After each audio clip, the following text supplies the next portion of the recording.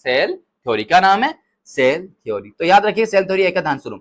Cell theory जो है एक ऐसी थ्योरी है, एक ऐसा टॉपिक है जो एक्सप्लेन करता है कि व्हाट इज सेल, सेल आखिर है क्या है। तो अगर आपसे कोई पूछे कि व्हाट इज सेल, सेल है क्या, इसको कौन बताता है, कौन एक्सप्लेन करता है, तो आपका आंसर क्या होगा? सेल थ्योरी एक्सप्लेन करती है कि सेल है क्या। ठीक है, आई बात समझ में? तो अब बात हम करते हैं कि जो सेल थ्योरी है वो किसने प्रपोज करी थी, किस साइंटिस्ट ने बताई थी। तो याद रखना जो सेल थ्योरी है उसको प्रपोज किया था दो साइंटिस्ट ने, जिसका नाम है सेल्डन और स्वान। कितने साइंटिस्ट ने प्रपोज किया था सेल थ्योरी को? दो साइंटिस्ट ने। कौन कौन है? एक है सेल्डन और एक है स्वान। इन्होंने सेल थ्योरी को कब प्रपोज करा था? 1838 में। कब प्रपोज करा था? 1838 में, जो कि आप यहाँ पे इनके फोटोज को देख सकते हो, कोई दिक्कत नहीं।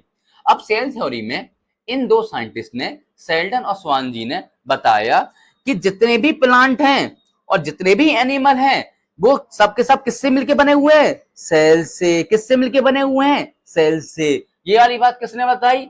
सेल्डन और स्वान ने। किसमें बताई? सेल थ्योरी में बताई। कोई दिक्कत नहीं। अच्छा, बड़ा अच्छा लगा। सेल थ्योरी के बारे में बताया सेल्डन स्वान ने कि कोई भी प्लांट हो या कोई भी एनिमल हो वो जो है सेल से मिलकर बना हुआ है। बहुत अच्छी बात, तालियां बजाओ। लेकिन लेकिन कोई मेरे जैसा आ गया, कोई मेरे जैसा साइंटिस्ट आ गया, उन्होंने बोला कि सेल्डन स्वान जी एक बात बताइए, मैं एक लिविंग ऑर्गेनिज्म हूं। उन्होंने कहा हाँ चौधरी साहब तुम लिविंग ऑर्गेनिज्म हो। मैंने कहा ठीक है। मेरे अंदर कितनी सेल है? उन्होंने कहा चौधरी साहब आपके पास ना बहुत सेल है। मैंने कहा मैं मान लूं कि मेरे पास एक साथ सेल है? उन्होंने कहा हाँ। चलो मैंने कहा मेरे पास दो सेल है। कितनी सेल है? दो सेल। उन्होंने कहा ठीक है। मैंने इनसे ये पूछा सेल्डन स्वान जी से कि मेरे पास अगर दो सेल है तो मुझे आप ये बताइए कि ये दो सेल जो हैं वो आई कहां से? तो इनके बोलती बंद हो गई। इन्होंने कहा यार ये तो हमने कभी सोचा ही नहीं कि एक मल्टी सेलुलर ऑर्गेनिज्म होता है, मतलब वो ऑर्गेनिज्म के पास एक से ज्यादा सेल है, तो उस ऑर्गेनिज्म के पास एक से ज्यादा सेल आई कहां से? तो इस बात को सेल्डन स्वान जी नहीं बता पाए थे। तो ये जो है इनका हो गया ड्रॉबैक, मतलब इनकी जो थ्योरी थी इनको लोगों ने इंकार करने से, मतलब इंकार करना शुरू कर दिया कि भाई हम नहीं मान रहे क्योंकि ये बता तो पा नहीं रहे कि जो सेल आती हैं वो आई कहां से। ठीक है, तो इसको बताने के लिए, सेल थ्योरी को मॉडिफाई करने के लिए एक और साइंटिस्ट आए। कौन? सेल थ्योरी को मॉडिफाई किसने करा? रॉडोल्फ विर्चो। किसने करा? रॉबर्ट विर्चो ने। कब? 1855, जो कि आप फोटो देख सकते हो। ये साइंटिस्ट आए और इन्होंने बताया कि जितनी भी सेल बनती हैं, जैसे कि ये दो सेल बनी हैं, ये दो सेल बनी है, तो ये दो सेल जो हैं वो अपनी किससे मिलके बनेंगी? पुरानी वाली सेल से। किससे बनेंगी? पुरानी वाली सेल से मिलके बनेंगी। तो ये वाली बात किसने बताई? रॉडोल्फ विर्चो ने। किसने बताई? रॉडोल्फ विर्चो ने। लेकिन रॉडोल्फ विर्चो ने ना इतनी इजी लैंग्वेज में नहीं बताया जिस जो कि मैंने आपको इतनी लैंग्वेज में बताया है कि जितनी भी नई सेल होंगी वो अपनी पुराने वाली सेल से मिलकर बनेंगी। ऐसी लैंग्वेज तो उन्होंने यूज ही नहीं करी। इन्होंने एक हाइपोथेसिस प्रपोज करी। क्या करी? मतलब मनगढ़ंत बातें बोली इन्होंने। इन्होंने क्या बोला कि इन्होंने एक प्रपोज किया हाइपोथेसिस। क्या प्रपोज किया इन्होंने? हाइपोथेसिस। और उस हाइपोथेसिस में रॉडोल्फ विर्चो ने बोला कि ओमनिस सेलुला ई सेलुला। क्या बोला? ओमनिस सेलुला ई सेलुला, जिसका मतलब होता है कि all cell come from cell. मतलब ये जितनी भी सेल हैं ये किससे आई हैं? एक सेल से ही आई हैं। किससे आई हैं? एक सेल से ही आई हैं। तो कहने का मतलब जो रॉडोल्फ विर्चो हैं उन्होंने सेल थ्योरी को मॉडिफाई कर दिया। कौन सी बात बता के? ओमनी सेलुला ई सेलुला, जिसका मतलब होता है all cells come from cell. मतलब जितनी भी नई सेल बनेंगी वो अपनी पुरानी वाली सेल से ही बनेंगी। ये वाली बात समझ में आई? आगे बात समझ में? तो हमने क्या करा, सेल्डन और स्वान की एक बात ले ली और रॉडोल्फ विर्चो की दो बात ले ली। मतलब दोनों की, इसकी भी एक बात ले ली, इसकी एक बात ले ली। इन दोनों की बात को, इन दोनों की जो सेंटेंस थे, लाइन को, उनको हमने ऐड कर दिया और किसके अंदर डाल दिया? सेल थ्योरी के अंदर डाल दिया। तो सेल थ्योरी क्या बताती है? दो पॉइंट बताती है। कितने पॉइंट बताती है सेल थ्योरी? दो पॉइंट। क्या?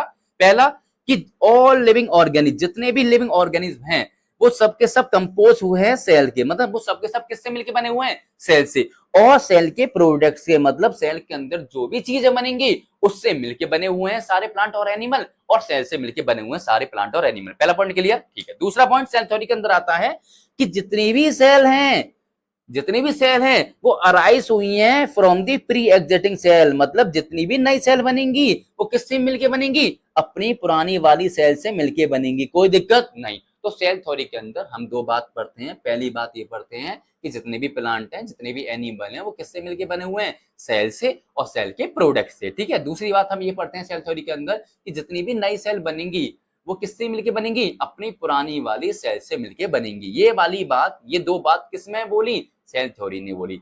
अब आपसे ध्यान से सुनना, एग्जामिनर क्या क्वेश्चन करेगा? एग्जामिनर ये पूछेगा आपसे कि सेल थ्योरी किसने प्रपोज करी, तो आंसर क्या होगा? सेल्डन और स्वान। आई बात समझ में? अब आपसे एग्जामिनर ये कहेगा कि सेल थ्योरी को मॉडिफाई किसने करा, एक्सटेंड किसने करा, तो आपका आंसर होगा रॉडोल्फ विर्चो। क्या नाम होगा? रॉडोल्फ विर्चो। आई बात समझ में? आगे एक और बात, सेल थ्योरी किसके ऊपर थी? लिविंग के ऊपर।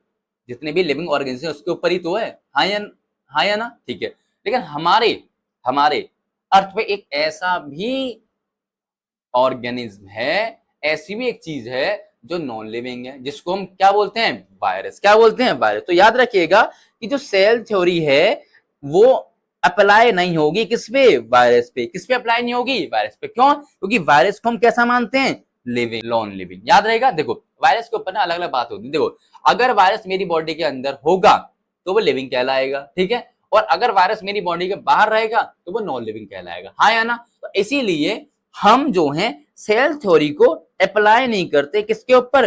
वायरस के ऊपर। क्यों? क्योंकि वायरस कैसा है? नॉन लिविंग ऑर्गेनिज्म है। यहां तक कोई डाउट हो तो मुझे बताओ। क्लियर है? आगे